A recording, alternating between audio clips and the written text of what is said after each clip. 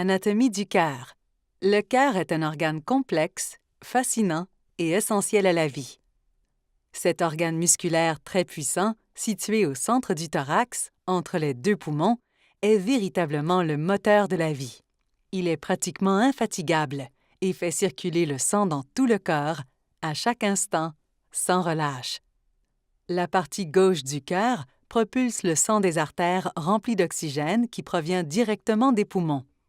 Elle envoie le sang oxygéné dans tout le corps par l'artère principale, que l'on appelle l'aorte. Le sang artériel alimente chacun de nos organes en oxygène, permettant leur bon fonctionnement. La partie droite du cœur assure la circulation du sang usé qui est recueilli par les veines. Le sang veineux retourne aux poumons, où il sera débarrassé du gaz carbonique, CO2, et rechargé en oxygène pour repartir nourrir l'organisme. La partie gauche et la partie droite du cœur sont séparées par une cloison et contiennent chacune 2 cavités. L'intérieur du cœur a donc 4 cavités que l'on appelle des chambres. Les 2 chambres supérieures sont les oreillettes. Elles servent à recueillir le sang passivement, qui est ensuite envoyé dans les chambres inférieures respectives. Celles-ci, appelées ventricules, sont plus grosses, plus musclées et pompent le sang hors du cœur. L'oreillette gauche recueille le sang des poumons et le ventricule gauche le propulse vers l'aorte. L'oreillette droite recueille le sang des veines et le ventricule droit le pousse vers les poumons. Le ventricule gauche a la forme d'un cône. Le ventricule droit vient s'accoler à la portion antérieure de son voisin. Il prend la forme d'un croissant si on le regarde par le haut. Le mouvement perpétuel de la contraction des ventricules pourrait être accompagné de friction. Par exemple, si l'on frotte nos mains l'une sur l'autre, il se produit de la chaleur et avec le temps, il y aurait de l'inflammation.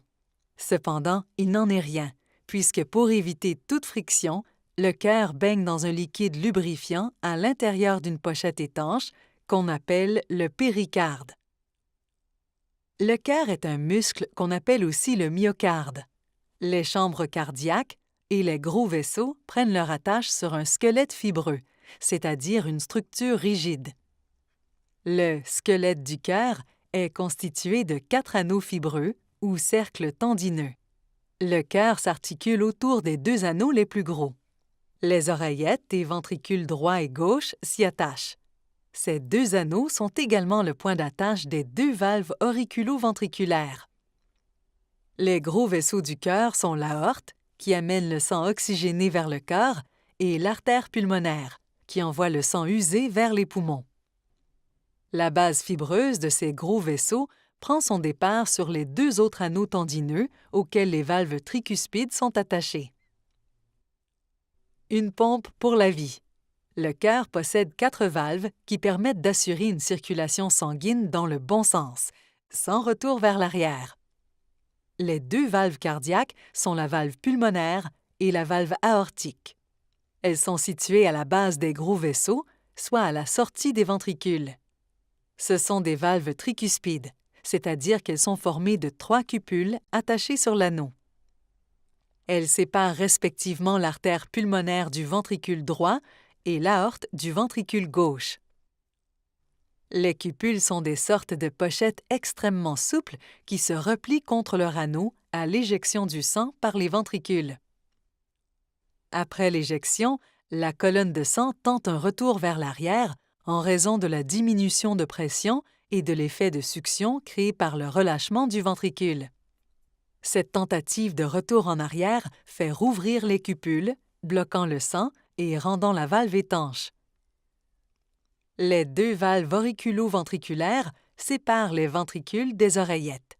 Ces valves sont montées sur les anneaux et sont composées de feuillets, de cordages et de piliers musculaires situés au niveau des ventricules. Du côté droit, c'est la valve tricuspide et du côté gauche, c'est la valve mitrale qui possède 2 feuillets. La valve mitrale se compare facilement à des voiles de bateau.